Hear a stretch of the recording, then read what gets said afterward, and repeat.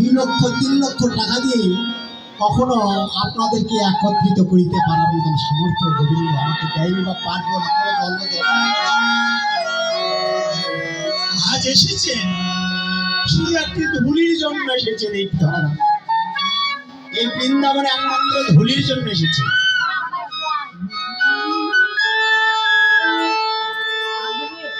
তাই বললেন কি হলো? গগনের চাঁদ খণ্ড বিখণ্ড হয়ে রাধা গোবিন্দের চরণে শরণাগত হয়ে গেলেন।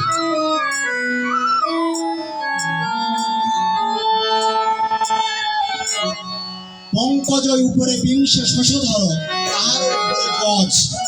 গজ শব্দের অর্থ হাতের যে সুর আছে না বাবা, আমার গোবিন্দ যে ধুতি পরেছে, হ্যাঁ, তার এই পর্যন্ত যেন গজের সুরের মতো সুন্দর লাগছে।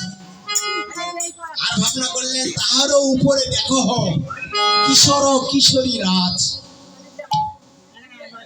নিতম্বর অর্থাৎ মাজার সঙ্গে তুলনা করেছে কিশোর কিশোরী রাজ। এক কিশোর হচ্ছে সিংহকে বলা হয় পুরুষ সিংহকে, আর কিশোরী বলা হয় নারী সিংহকে। তাদের যেমন ঘাড়ে কে আছে পুরুষ রমণী, যারা নারী সিংহ, তার ঘাড়ে কিন্তু সুন্দর একটা রাস বেশের মতন লোম আছে, তাই না? আর যারা পুরুষ তাদের কিন্তু নেই। রাধারানীর নিতম্ব এই মাজাকে কিশোরীর সঙ্গে তুলনা করা হয়েছে। তাহারও উপরে দেখো 2টি সরোবর। তাহারও উপরে দেখো 2টি সরোবর। সরোবর শব্দের অর্থ পুকুর। এই যে আমার রাধা গোবিন্দ যে এখান থেকে এই বক্ষের নিচে থেকে এই নাভিপদ্ম পর্যন্ত পুকুর বলা হয় বা সৌন্দর্য সরোবর, যেন নীল জল আর সাদা জল যেন কত ভাবের তরঙ্গ সমুদ্রের মাছের মতো যেন খেলা করছে। তাহারও উপরে দেখো 2টি গিরি।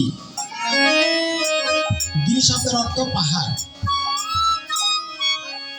পয়ধারকে বোঝানো হয়েছে রাধারানী। তাহারও উপরে দেখো উত্তম 4টি ফল।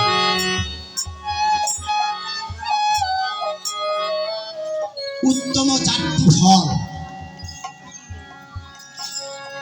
ফলেরও ভিতরে ফুল ফুটিয়াছে, নাহি তার শাখাদল।